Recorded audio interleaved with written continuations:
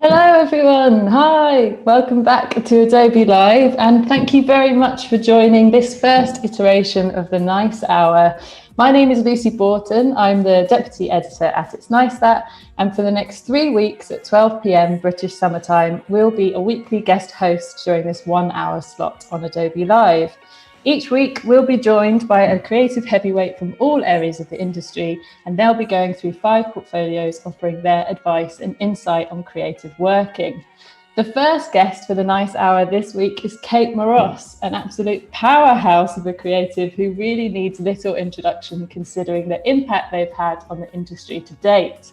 But across their role as an illustrator, designer, creative director, and studio owner, music has always been a regular component of Kate's creative output. At the beginning, this kind of began with their own record label, then working with artists to really define what their visual output could be. Over the years, this has also expanded to include the creation of identities for festivals such as Parklife and All Points East, through to the dream job of creating the visuals for the Spice Girls reunion tour. And even more recently, I noticed picking up Kylie Minogue as a client too. So with this in mind, we asked any budding designers from the It's Nice That audience to submit music-related creative work for Kate to discuss and advise upon. And it's over the next hour that we'll be doing just that. I'll also be asking any questions that you have in the audience, so please submit these in the chat, and I'll be keeping one eye on it. And if you're watching this over on YouTube, do pop over to Behance to be able to submit questions too. So yeah, great. Kate, hi. Hello. Hello, hi. How are you? Hi. I'm very well, thank you. Good. Well, we've got quite a lot to rattle through over the next hour, so should we kick it off with the first portfolio? So this is the work of Liz Naden, and Liz is a creative based in Bristol, and she's submitted one particular project which is titled Upcycling. Just to give you a bit of background, I suppose, on this, I think from Liz's submission, it's kind of like an overall like EP cover for this collaboration she's been working on with an electronic music producer called Delay Ground. So this acts as a kind of overall EP cover. And then she's also created these singular covers to kind of represent each track on the EP as well. But it's a super like multifaceted project. Like each of these kind of like sculptural creations are like audio visual artworks in themselves. And also Liz kind of took this as an opportunity to talk about consumerism as well. So each of these kind of sculptures have been made from different like projects, which otherwise would have just been like wasted. But yeah, it's a super kind of interesting project, a really lovely way of visualizing music. I was wondering, like, what was your kind of like initial thoughts on seeing these works? Like, what did you just enjoy about it as like a piece of visual work? I think it's really nice to see like real made and crafted objects, especially like with the rise of, you know, digital sculpture. It's really, really nice to see tactile objects, and they almost kind of mirror some of the sort of trends, I guess, we see in 3D design and still life, but in real life again, which I think is kind of a nice, you know, life cycle of creativity, I guess. I love the colors. I love the mixture of the woods and the plastics. I didn't actually kind of initially, when they were just like standalone pieces, kind of understand that they were like music covers, so to speak. I think maybe just because there's no typography, and like they're kind of out of context, obviously, like if they're on a streaming platform or in a shop or something, you'd know that they were record covers, but when they're in a PDF, you're like less aware of that. But when I kind of understood that to be the case, I kind of learned and understood it a lot better, you know, like each sculpture representing a track, and then those sculptures coming together to kind of represent the EP is a really nice kind of trope that we use in design to kind of connect individual releases into a singular image, which I thought was really successful. Yeah, I really like the Chrome one. That's my favorite one. Yeah, so good. I think something I really loved about them, particularly in this kind of like singular ones, that I feel like you could really, even though I haven't heard what the EP is like with these, particularly that like wood one and then the more like plastic one at the end, like you can really imagine like the difference between those tracks. I think it's like some seem really playful, and even that like more simplistic like metal hooks one gives you a vibe kind of like straight away. I think whenever anyone's created like audiovisual work, your desire to listen to the music is maybe more upfront than perhaps like if it's just kind of decorative or suggestive or evocative of a kind of mood. When someone's like made a piece of sculpture inspired by a song, then you're curious more. There's like an element of curiosity there, which I think is a really nice thing to have about a piece of work that you perhaps wouldn't if it's just kind of a bit of visual design. Yeah, definitely. Like, do you find that sculpture is quite an interesting way to represent music or any kind of like audio, really? Yeah, I think it's definitely it's challenging to document it. So like making the work isn't necessarily the challenge, it's how you document the work. We've done this maybe a couple of projects in a sort of sculptural or not necessarily in this vein, but kind of in this world, like created from listening to a piece of music or reacting to listening to a piece of music. And it can be just an interesting way to kind of combat the desire just to create something that's purely aesthetic, and it's more about making something more reactive. Yeah. No, that sounds like so much fun. Out of like interest, like what was the first kind of like EP or record sleeve that you did? Well, when I first started, I did a lot of kind of artworking, so I didn't necessarily create the work. I was kind of more my job to put together like a picture and some typography or whatever. But I did really early on. I worked with a band called Help She Can't Swim, and I did a project where I photographed a tiny illustrated bear cut out of paper in a hospital. I'm just trying to remember now. But yeah, I think that might have been it. I think the EP was something to do with the hospital, and my aunt worked in a hospital that had a wing that was abandoned. I managed to like get in there and photograph stuff in there, which was really cool. But it's completely unrelated to this project. But it was one of my earlier pieces of work. Yeah. Yeah, no, that sounds great. I have to look it up. I don't know if you'll be able to find. Is there like any, I suppose like lots of people who may be watching this at home of maybe like approaching doing their kind of first music related project, like what's your general approach like within like Liz's case like this, like doing an EP cover? Like do you have a certain like methodology that you use or like a line of thinking to like get ideas started? I think what's really nice about this is the use of negative space and the kind of framing, because composition for these things is probably one of the most important things to be thinking about when you're working with music, because a square format, we're kind of used to squares now because of social, but at the time when I was working earlier in my career, we were much more kind of looking at A sizes and stuff like that, so we weren't really thinking about square crops until you came to doing a record sleeve or a pack shot. I think composition, just standing out like this big is a really big, massive challenge. You can want to, if you've gone from the era of vinyl artwork and all the great designers who've designed record sleeves, they had these essentially quite large canvases to work on.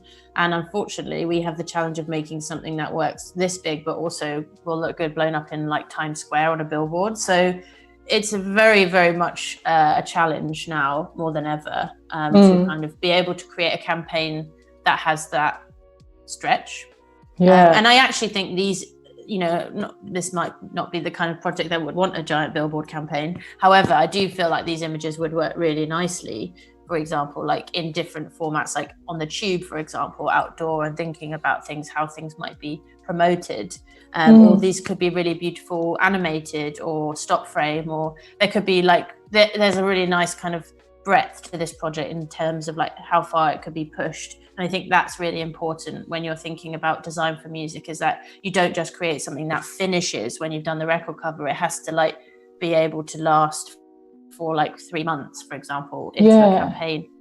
Definitely. And I feel like with this work in particular, like, I don't know, even in these sculptures, although different, like Liz has already defined like what could be quite a large like visual output or like language for this musician. It's really interesting.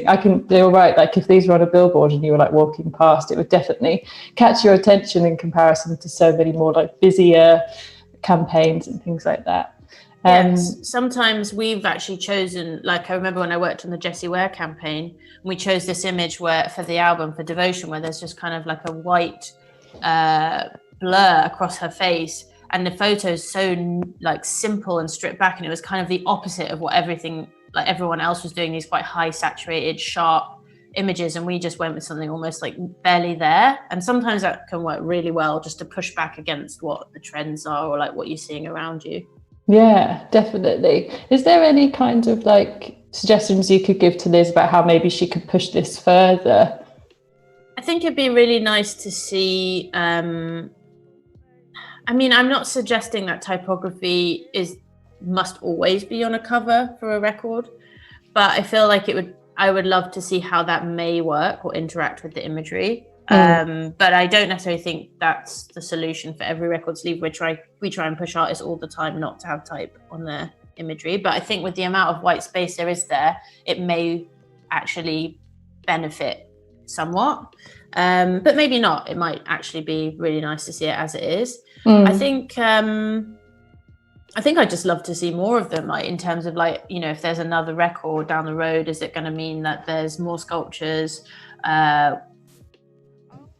I'd love to see them animated. I think that would be so awesome. Or some sort of element of motion in them, because they already feel quite animated in themselves. And yeah, I think the use of materials is really, really interesting and works super well. So I wouldn't change or suggest anything around the materials, because they have a kind of childlike quality, but also they feel sort of sophisticated, and I think that's quite a nice balance. But I haven't heard the music, so it's very difficult to review something without hearing the music. And sometimes we're asked to design things without hearing the music, and that's a huge challenge. But Liz obviously managed to listen to the tracks because she designed some sculptures. So definitely. Well, that's great. I'm afraid we need to move on to the next one already. But thanks so much, Liz, for sending in that work, and let us know about when it will be released. Looking forward to seeing what it does next. So next up we have Arthur Coppins, and Arthur's also based in the UK, this time in London, local to us, Kate. And he sent in a range of different kind of projects, but all for one particular musician, this musician called Lorana. And I think like from his application, it seemed like Arthur's kind of been in charge and doing loads of different things in this campaign. So like choosing who would do the press photos, working on EP covers, a couple of other like music visualizations as well, and has jumped between kind of like photography and textiles, as you just saw, and also kind of like collage, and then through to kind of again collage here again, some introduction of illustration, and some more illustration here. How do you kind of feel like maybe Arthur's got on with representing this artist in like lots of different ways, like under one kind of the umbrella of one campaign, I suppose? I think that's the exciting thing about working with like one art director or creative director or whatever on a project, is that even though like the output might change, the work feels like it's kind of part of the same sort of fabric. And I think that's important, I think, for an artist, for that to almost feel like intrinsic to the visual work that they put out there, but also not kind of falling into that trap where you kind of have one image or one artwork and that becomes the entirety of your creative. Because ultimately in this day and age, you know, artists need to create and content all the time.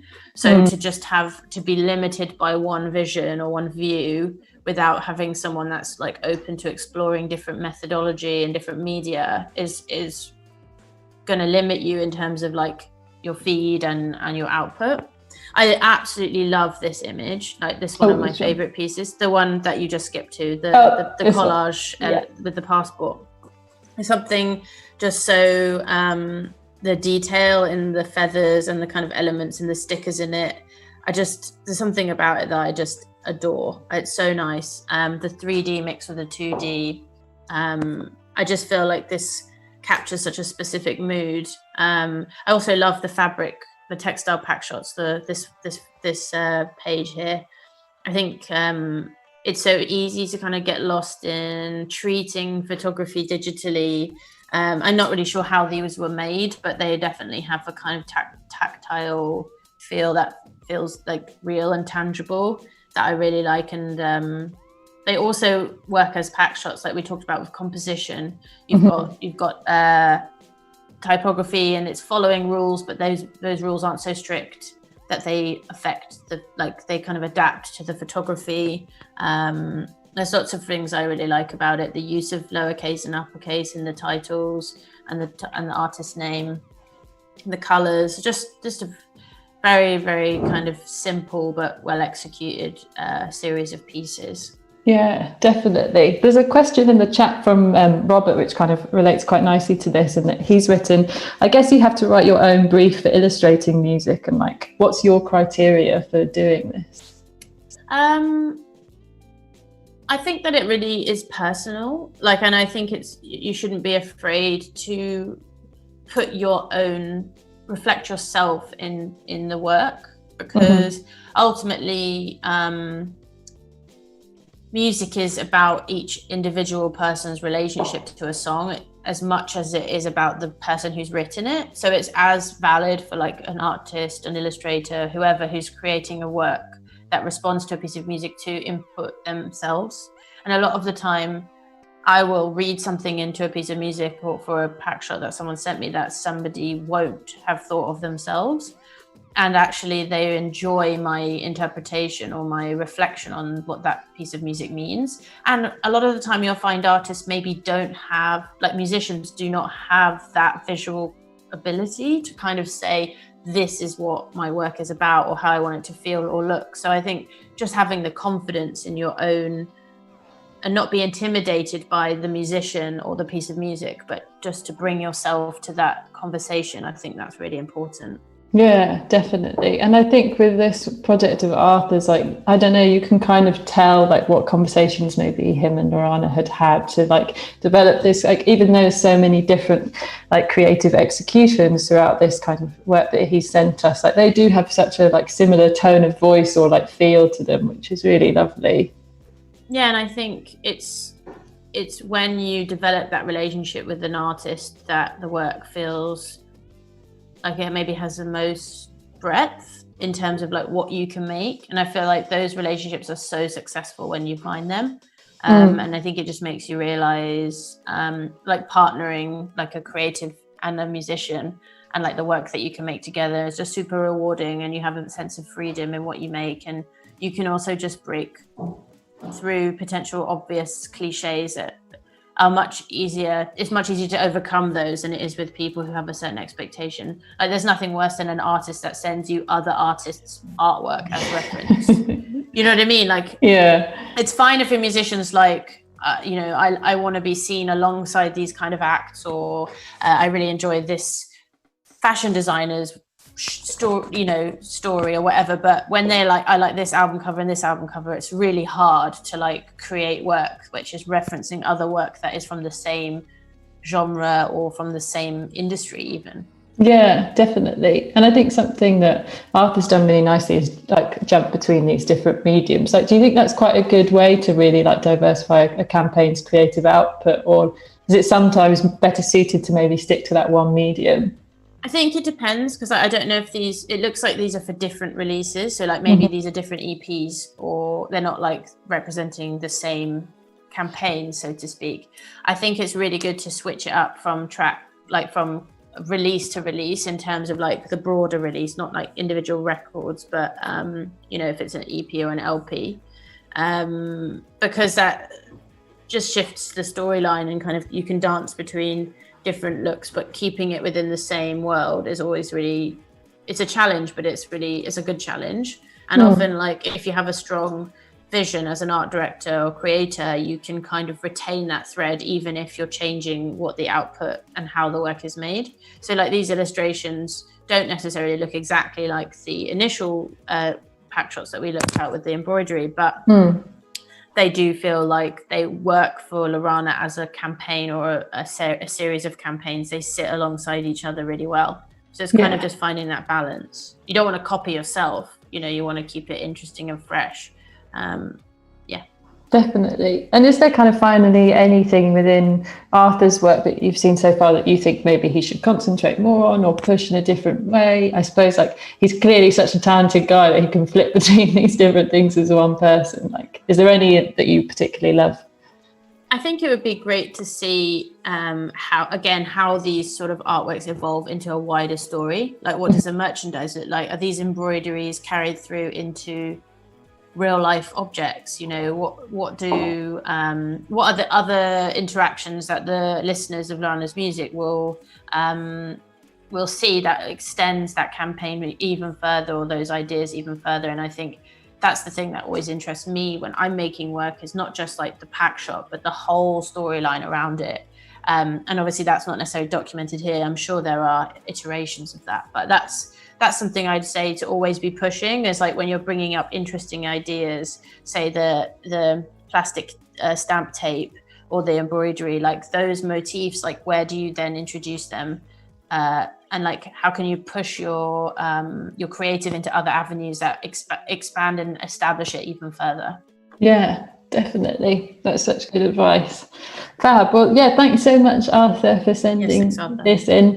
And next up, we have Ingrid and Nash, and Ingrid's from Eindhoven. And Ingrid has a really interesting journey into the industry. Like she, from her application, was explaining that she actually used to be a freelance music journalist, and it was always her dream to kind of be a design student. And that's like a goal she's currently achieving at the very prestigious Design Academy in Eindhoven. So this is kind of, she sent through a range of different kind of works, which are kind of examples of her like finding her feet a bit stylistically within music after kind of being relatively quite new to the industry in a design sense, but obviously having that kind of backstory to it. What did you think to Ingrid's work?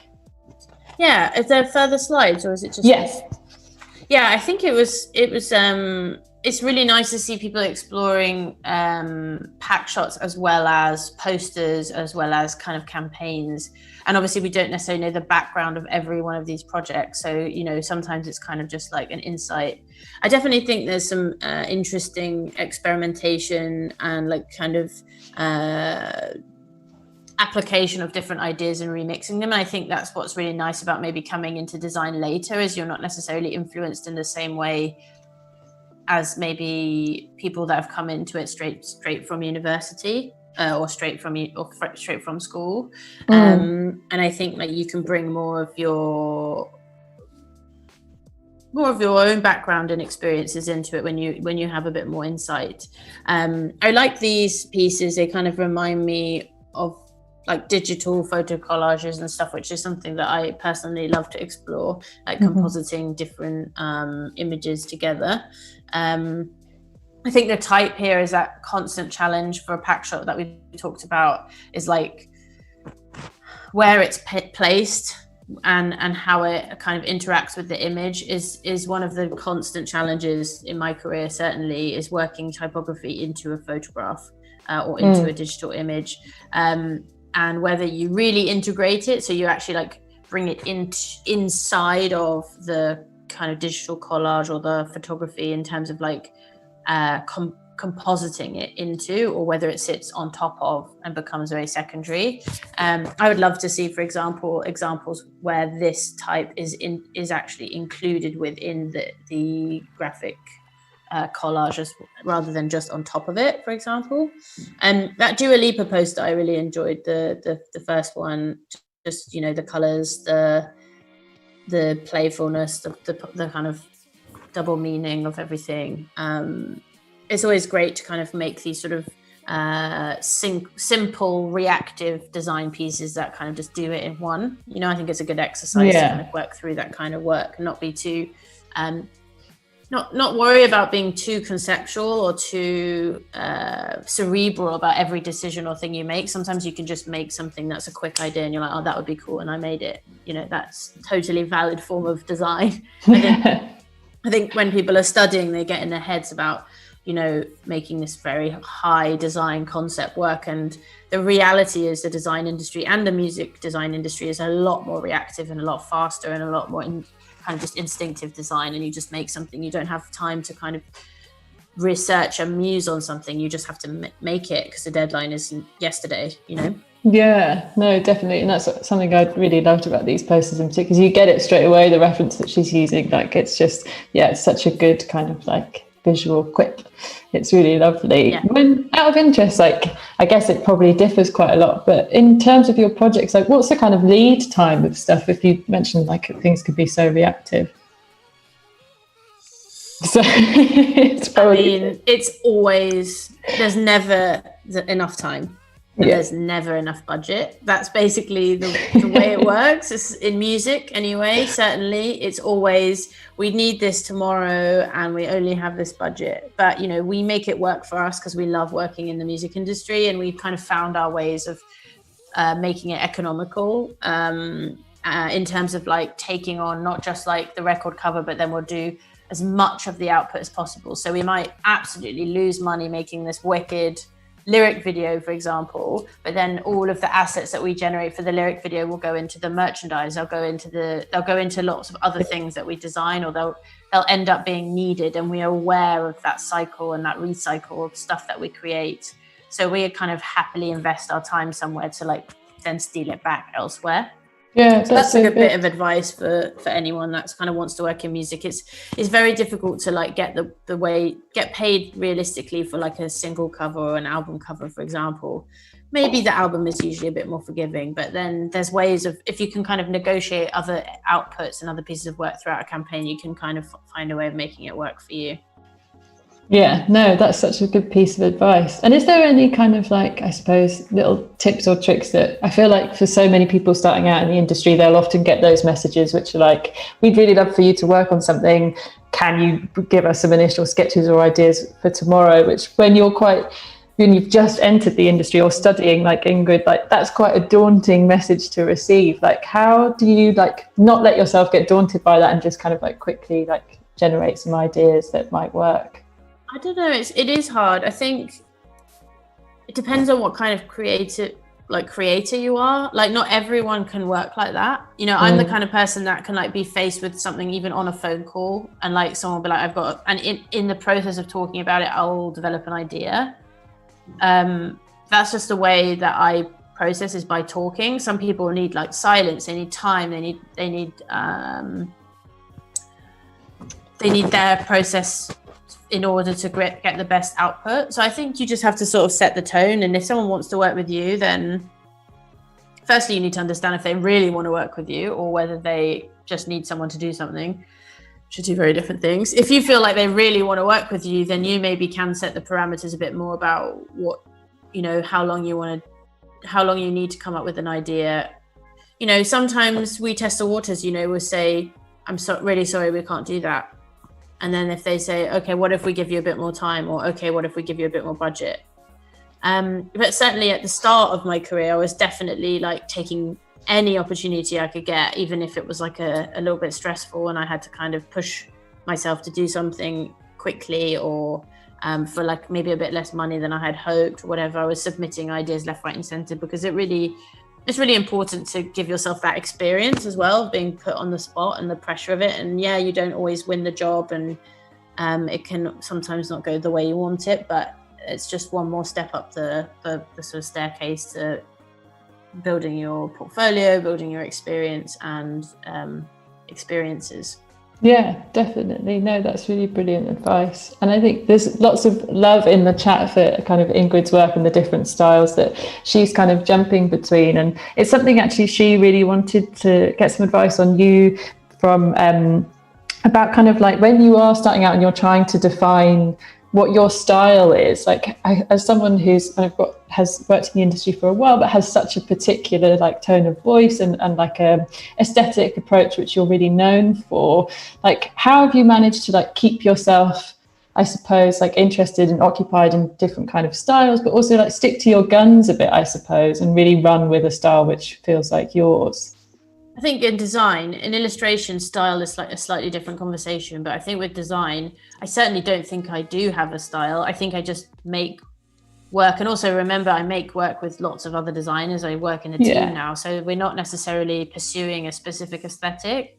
I think just through the practice of your own practice in terms of like making, creating, delivering work, and not worrying about style too much. Ultimately, I would worry early in your career more about execution and technique, because people will come to you because you are efficient, you get things done, you're professional. Like, that's how you get new business. If you made a really nice poster but you were terrible to work with, you didn't deliver the work on time, and you went over budget or whatever, people aren't going to come back. Doesn't matter if you made a nice poster or not. So I would say build up your clientele through your skill and what you've learned. And, you know, you might not make the best pieces of work of your life early in your career, unlikely you ever will, and use that as an opportunity to build a client base. And use, you know, like in terms of Ingrid's work, there's lots of different varieties there. It's clear that Ingrid can like put together work, so if someone's approaching you, they will be satisfied by the work that you produce, because you can approach it from different angles and you have different perspectives, as opposed to like, this is how I make posters and this is the only way it's going to be and this is how it's going to look and blah blah blah. So I think early in your career, focusing on your professionalism, your ability to read a brief and respond to it, your communication, and the technique in which you use to put together your work, and that is the thing that's actually going to establish you long term, as opposed to worrying about crafting the perfect piece of work ever. That would be my advice anyway. It's nice. It's really positive to be a generalist and do lots of things. And specialists are also very valid and very important. But in the sake of Ingrid's work, it seems like there's more of a generalist approach. And I think don't run from that. Don't try and like lean into a specific genre or style of work just for the sake of it. If that's not what you want to do, just focus on the other aspects of what it's like to be a commercial designer.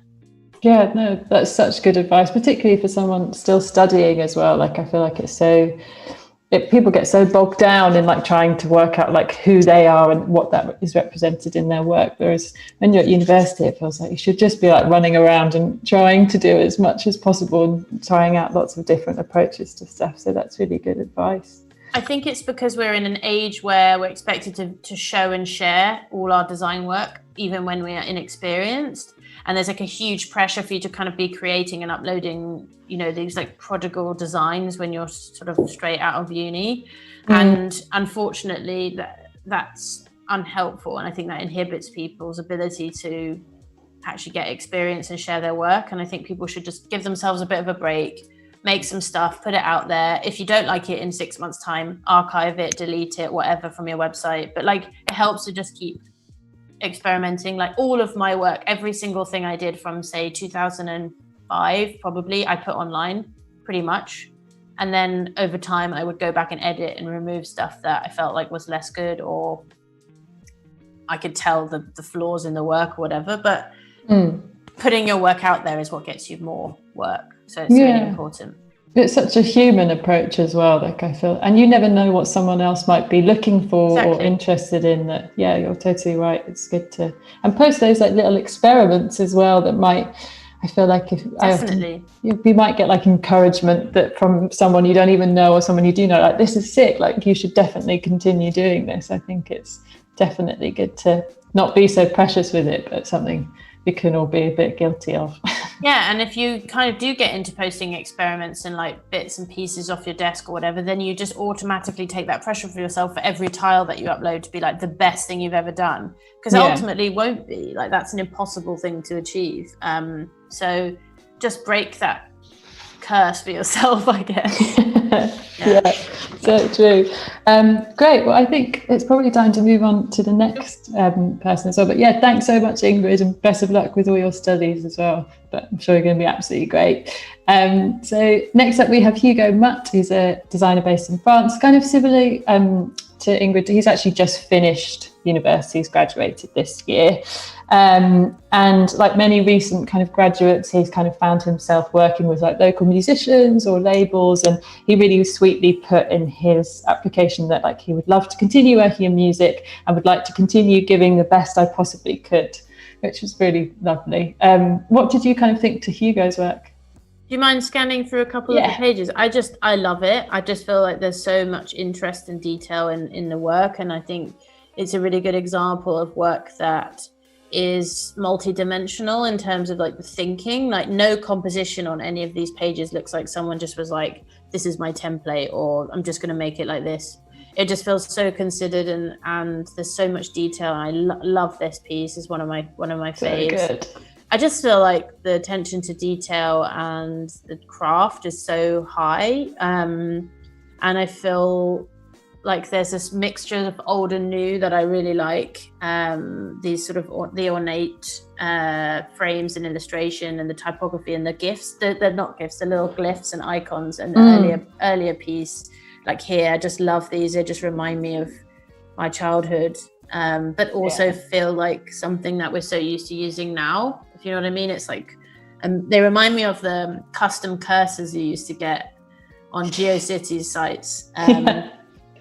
But yeah, I think I love the logo for the label. I'm not sure if Hugo made it, but I think it's really, really nice work. It's interesting. It's detailed. I think in music design, that's quite important. This sort of level of craft, I guess. It's not always possible, especially if you're going into like the pop world.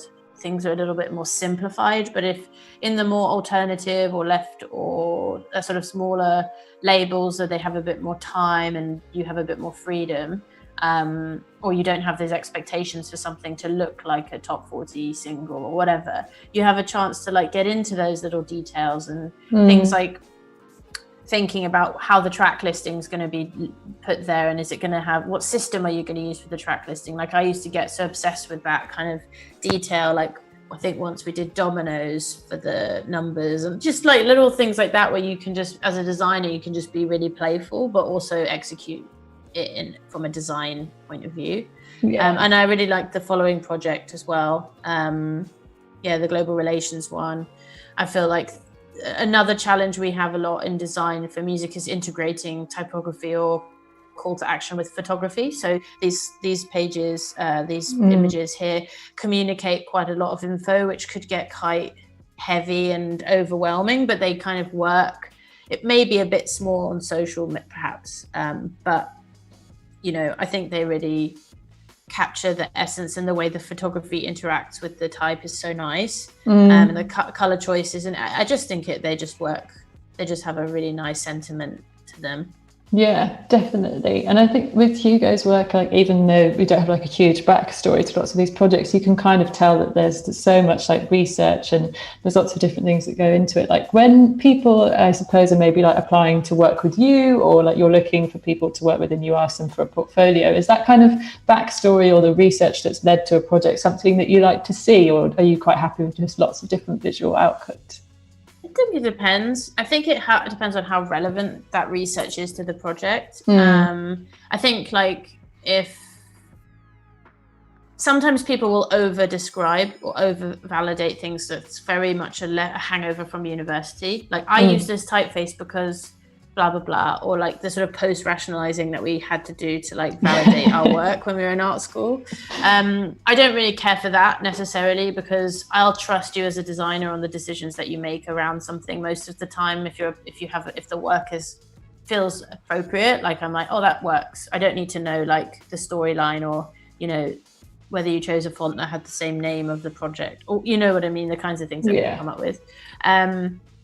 I just like to see lots of really good outcomes, and the stretch. For me, stretching is the thing that I find is a very hireable skill. Like someone's ability to take, you know, say for example, one of these squares, to see that go, how far that can go across all of the different outputs, again, like we talked about with music, because that's so much of what we do in our studio is stretch ideas, and then sometimes they're not even our idea. Like most of the time we come up with a creative, but sometimes we're given a brand guideline or a framework that someone else has created, and we have to make it more special, more diverse, or like stretch the idea further. So I think you can see that in Hugo's portfolio, that there's a really nice understanding of how to iterate the work across different formats. Yeah, definitely. And I think maybe in comparison to some of the other portfolios that we've discussed today, like there's much more of an emphasis on typography in Hugo's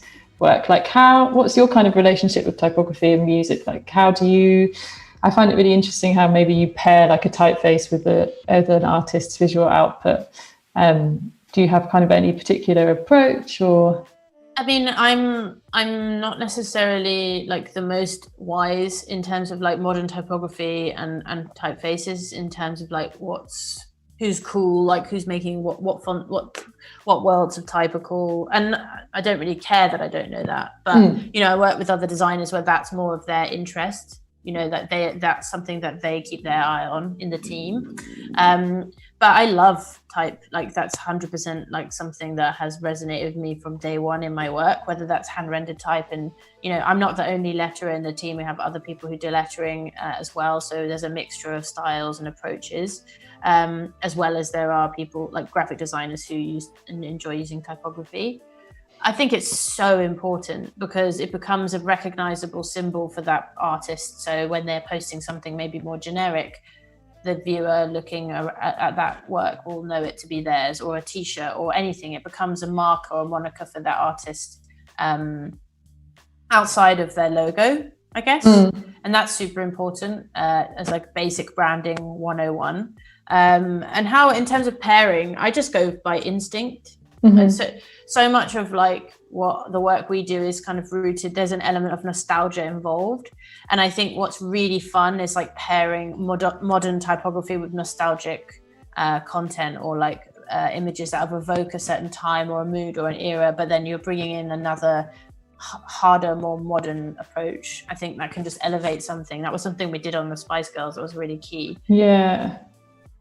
No, that was so brilliant. I was like, just when you were talking about that, I was thinking of that work, and obviously that typeface did hark back from those original releases. But yeah, the way that you pushed that on the screens and the merchandise was like really amazing.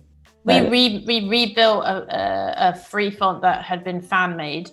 We kind of took inspiration from that because the way that font was made, it was just in order for it to be, because the actual font doesn't exist as a digital typeface that we could find anywhere.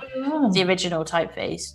But we realized that they were using the font both squashed and upright. So we basically squashed a fan-made font that was inspired by it and then redrew it to work squashed, if that makes any sense. We kind of, the Mariana Orsho who designed the typeface, it was just really fun to do, and it felt necessary for us to like, we didn't want to just do something the old way. We wanted to like look at a new, fresh way to do things. And I think what's nice in Hugo's work is actually he's using fonts that are more like harking back. They're modern typefaces that reference another era, so they have that twist, which is really nice, mixed in with like brave modern illustration and graphic visual design. But it's really, really nice work, and I really like the use of the type and the illustration and the sort of decorative elements.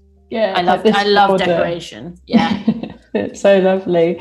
Also, I suppose, like for someone like Hugo, he's just starting out and kind of working with smaller like record labels, and is maybe trying to look for some more opportunity to do so. Like, do you have any advice for people who should they reach out to, or is there any particular route? Was there anyone that, I guess there's a couple of questions in the chat around like, how did you find your kind of like first jobs in the industry?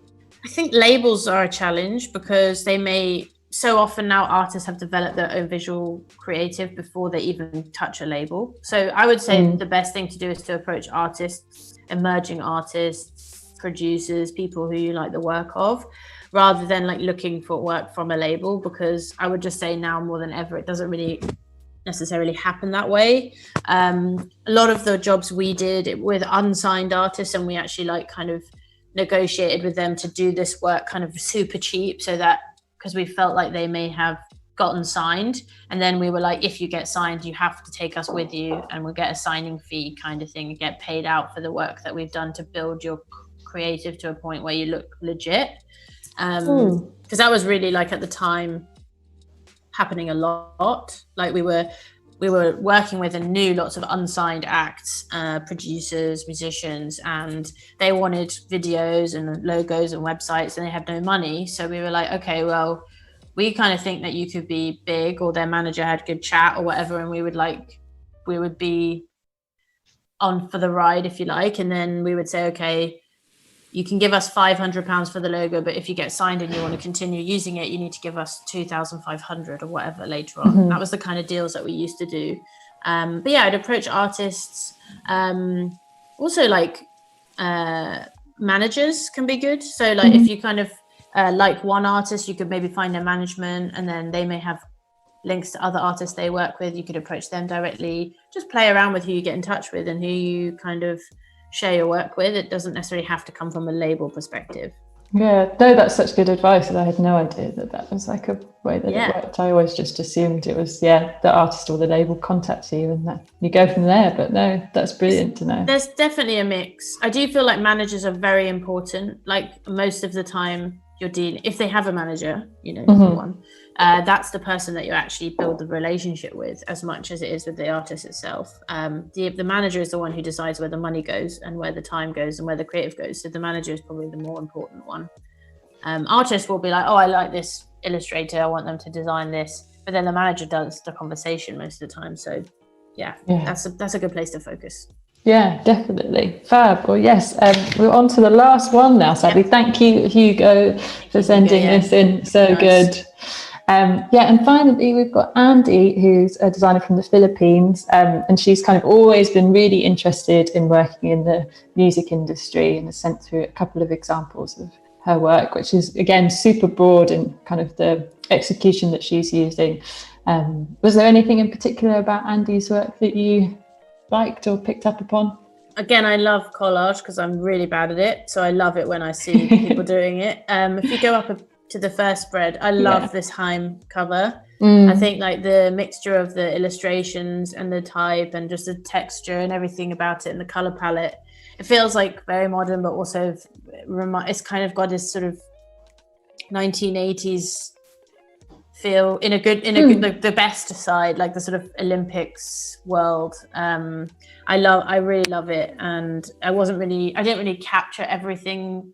Like, at first, I kind of, like, you have to go in and check the details, which I really enjoyed. And then it was really nice, just the colors of the next couple of pages, so not the next one, but this one after. So one more. Yeah, I love this. Very nice. I really like mixing, like, sort of casual hand-drawn lettering with, like, more crafted graphic type. I feel like it's a really sort of fun and playful way to make posters, especially using, like, photography and other elements. I just feel like you get a sense that Andy's like got a playfulness in her work, and I think that for me is something that I resonate with, because I feel like I kind of endeavor to make my work as playful as I can, as appropriate, of course. But I think it's a great quality to have a designer, to kind of have a sense of freedom in what you're creating, and, you know, being able to adapt from, like, something that's very graphic to something that's very illustrative. Yeah, definitely. I think what's really great about Andy's work is you imagine that she just has so much fun creating it as well, which I feel like sometimes doesn't come across, but you can kind of, like, see the enthusiasm that she has, and I just think it's really lovely. Is there anything, like, in particular that you would maybe encourage her to, like, push further? I guess we're only seeing kind of, like, snippets of work rather than, like, bigger projects, but is there something you'd like to see her, like, do next, I suppose? I think, like, developing a really strong, developing the collage route or the mixed media route, because it's so strong, and there's, like, cues in there that I think show that might be a particular strength, and that's something that not every designer can achieve. So I think when you realize that you have an interest of mixing, say, illustration with photography, paper collage, digital painting, whatever those things are together, and you can kind of lean into that. It's got lots of uses in the music industry, but also just commercially, like in commercial visual design and illustration. I also think the use of type is really nice too. So that's like another angle. I'd love to see more of these sort of artworks. I don't know if they're like reinterpretations of existing releases, but I think it would be really nice to see more of those. Definitely. And I guess maybe across her entire portfolio, like Andy's, maybe one of the more like illustrative approaches that we've seen out of everyone. Like, am I right in thinking that was kind of your initial route into everything? Yes, it was pretty much. Like my first sort of few jobs were illustrating kind of psychedelic hand-drawn style posters. That's kind of how I got into the industry, so to speak. And I think people don't realize how powerful illustration is as a tool for design, and also how good a designer lots of illustrators make. And, you know, the perspective of an illustrator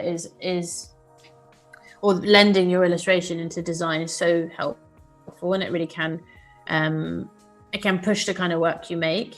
And I think there's lots of people out there who are kind of in the past maybe were revered as designers where work was kind of much more traditional, whereas now like the designers that are gaining notoriety or like success within their work, not necessarily like fame, but like, you know, creating really interesting work, are ones that play and mix in other skills. They're not limited to just one traditional craft. You know, they can experiment with photography, image making.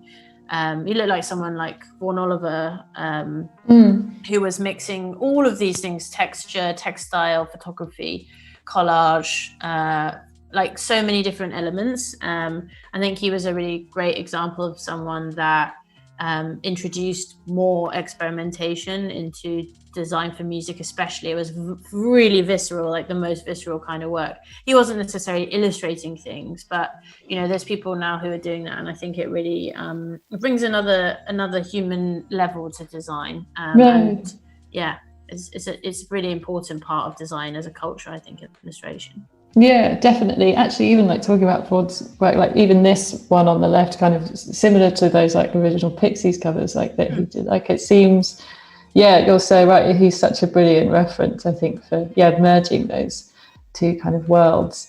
Is there like in your team, do you have like, is it split between like designers and illustrators? Like what kind of people work at Studio Moross? Well, we have a really big mix. We have a team of 4 designers, but all our designers have different specialities. So we call them designers. We're like, what does that really mean? What is a designer? And then we have 3 motion designers. So they are all also have other skills. They're not exclusively motion designers. We kind of encourage people to bring their other interests and skills. So like Ash, who's one of our motion designers, also studied fashion at uni and is interested in styling and other elements. So she will work with me on art direction and styling work for artists we work with, which is very, very different to being a motion designer, of course. We've got, for example, Anna on our design team, who has a huge range of skills, from like sculpting to sign painting to hand lettering, but can also put together a document that we need for another project, you know.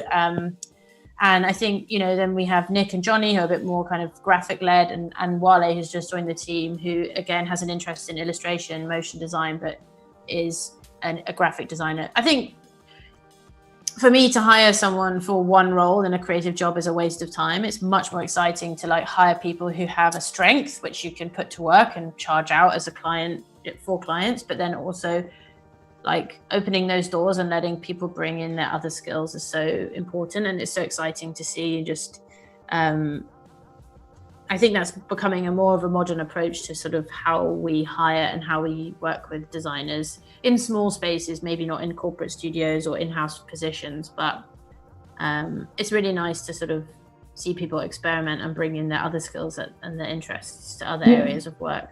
No, that's really nice and really refreshing to hear as well. There's a couple of questions in the chat also around kind of like, particularly from Jayon, has asked like, what artists have you seen recently that you've particularly liked? Is it still that kind of like experimentation angle that you like to see, even in like artists you just admire or would like to collaborate with maybe? I just enjoy seeing like pretty much all creative, to be honest. I think that I'm not the kind of person that has such a super strong opinion about things, for good or bad, if you like. I recognize the challenges of working in music as well, and seeing how you have to make compromises. And it was definitely not like, the people who are kind of able to make personal work and spend more time indulging in the things that they enjoy. I don't ever have time to do that, and we definitely don't have the time to do that as a studio. So we're always at the mercy of our clients, but I like that side of things. I love seeing, even people who've got like 50 followers, and I'll go on their page and I just see so many amazing pieces of work. It's so enjoyable to just see how high the level of skill is out there in the world at such a young, like an increasingly young age. And all over the world. I think I just enjoy following young or emerging creative people and seeing what they're up to. And it doesn't even need to be design or illustration. Sometimes it might be a makeup artist or someone that is a photographer, or I don't know. I just really enjoy just browsing the world's treats. Yeah, I think that's it's good encouragement for people to hear that as well, particularly what we were talking about earlier about like just put your work out there, even if they are those kind of smaller experiments, because you never really know who's looking, I suppose. Exactly. I think people have this sort of double-edged sword where they're like paranoid that everyone's looking, but also so they don't put anything out. But then when people are actually looking, there's nothing there for them to see. So, I think you just need to be forward and like be confident. And I've hired people who've DM'd me a piece of, like I've hired people both as interns or to commission work from them. I've hired people at bus stops. I've hired people in portfolio review sessions. And if those people were like, oh, I'm not going to put myself forward, or like, for example, this environment where people are submitting their work to be reviewed, this is an opportunity to make a connection, to make more business for yourself, to not just to get feedback, but you never know, I might go on and look to hire any of these people in here. Every opportunity is an opportunity, and like you need to take them when they come, or create them for yourself. Yeah, definitely. I think as well, there was just one kind of, I think we might have to wrap up in a second, Sally, but one final question that I just had, kind of tying it back to this kind of like theme that we've been discussing, music and design. Like you've obviously been working in this kind of area of the music industry and design industry for quite a while. Like what is it about it that just keeps you so interested? Like, often people move on to different kind of areas, and you do work in other industries as well, but just out of interest, I just wanted to know, like, is there something about it that just keeps you going, I suppose? I think it's the enthusiasm of everyone else, to be honest. I think it's easy to lose touch with music as you get older. And